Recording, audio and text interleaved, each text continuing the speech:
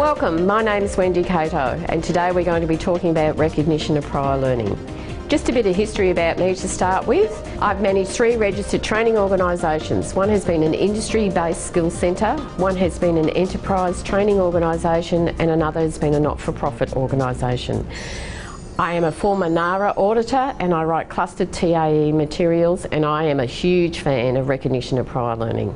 The reason I'm a fan of recognition of prior learning is because a number of my clients have no formal qualifications. They've left school at an early age, they've been working, they've got their skills and knowledge through the workforce, but are unable to have any formal qualifications because they don't want to go back into the schooling system. So through this presentation, I'm hoping that you will be able to improve your relationships with clients who are coming to you to seek RPL. So why would an RTO want to be involved in recognition of prior learning? Well, there are a number of benefits to an RTO to become involved in this. First of all, it's a cost-effective exercise. In actual fact, you can make money from it. It doesn't have to be an expensive exercise, as some RTOs will claim. It also creates additional marketing opportunities for you because there are a number of clients as well as enterprises who want to have recognition of prior learning for the skills and knowledge that they have gained through the workforce. Many RTOs are still of the opinion to tell their clients that it's a lot easier to do the course rather than go through recognition of prior learning. I don't believe that's the case. If you are going to provide RPL services to your clients, then RPL needs to become assessor-led. You cannot let your candidate try and find their way through the maze. You need to define what it is that they need to do and what they need to bring you. Prior to the Commonwealth's intervention, less than 4% of learners gained RPL nationally. That's a tragedy. Less than 2% of them gained it at Certificate 1 and 2 level. The main reason for that is, if you think at who works at Certificate 1 and 2 level, these are people who are often in low-paid jobs, casual work. Many of them don't require a resume, many of them don't have a job description, all the things that traditionally RPL assessors have demanded in order for the RPL process to occur. For a process to be a good RPL process, there are 6 steps to recognition of prior learning that should be undertaken by the assessor. The first one is you've got to have a conversation with the client that's applying for RPL. I don't understand how somebody can go and apply for RPL and they're given a book and told to go away and nobody's had a conversation with them. I had a gentleman come and see me who was seeking recognition of prior learning in training and assessment. He came and we had a conversation. At the end of that conversation, I actually said to him, look, I'm really sorry, I don't think you're eligible to get recognition of prior learning. This gentleman almost cried on my desk. I was a bit stunned and I was looking for tissues and saying, well, what do you do? And he turned around and he said to me, thank you, Wendy. He said, I have been to 2 registered training organisations and asked what my chances were of getting recognition of prior learning, and I was told to take the forms away, fill them out, and then they'd let me know. All I wanted to know was whether or not it was worthwhile going through the process. You need to have a conversation with anybody that wants recognition of prior learning at the very beginning to make sure whether it's worth your while and worth their while going through the process. Then you need to set about a plan. In this plan, you are going to give them information that they need. You are going to give them various things like an evidence guide. What is it that you specifically want them to go and collect? You will be giving them a third-party report so that they can take that back to the workplace and collect evidence that they may not have been able to collect otherwise. Once they've gathered all of their evidence, they're going to bring it back to you.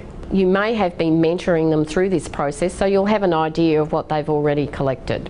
You will then have an assessment interview which will include a competency conversation and reviewing all of the evidence that they have gathered. After reviewing that, you may find that they're missing some pieces of evidence or some experiences. Some people are not good at coming to classes and doing gap training. Some people are too time poor. There is no reason why the RPL process has to end there.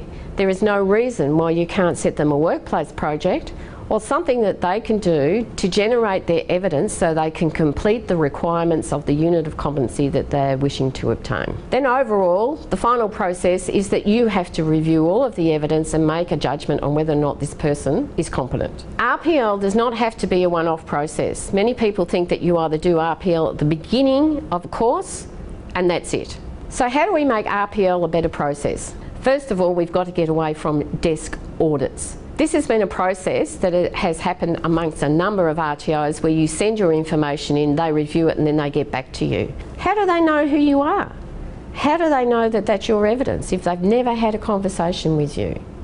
RPL is an interactive process. Secondly, as an assessor, you need to think creatively. Don't always ask for paperwork. You can get videos, you can get photos. There are many other options that will suit your clients better than asking them for paperwork. Thirdly, enlist employer support. If you're working within an enterprise, they generate paperwork on a regular basis. This is paperwork that you can get from them or collect from them that you don't need to get from the actual individual. And the employer can help you gather that information. You can also use third-party reports. Third-party reports are an underutilised tool in recognition of prior learning. When you develop your third-party report, please don't use the performance criteria. Nobody knows what you're talking about. The questions that you ask the third party should be written in plain English so that they understand them. And the reason for that is not only do they need to understand them, because if they don't, then it's not a valid third party report and can't be used as evidence. Finally, you should be able to create workplace projects for those people that don't want to come in and do formal training for whatever reason. Some people seem to think that RPL has its own rules. It doesn't.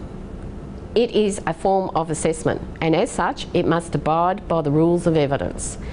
Those rules of evidence include that it's got to be valid, it's got to be sufficient, it's got to be current, and it's got to be authentic. So let's just have a look at those rules, shall we? Validity means that the evidence that you are collecting is related to the unit of competency or what you are assessing. For example, TAE DEL 401A.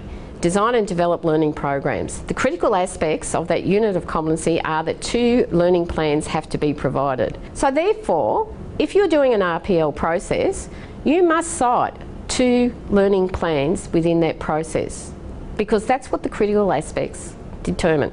I hope the information that I have given you today provides a more positive RPL process both for you as the assessor and for your clients. Good luck with your endeavours.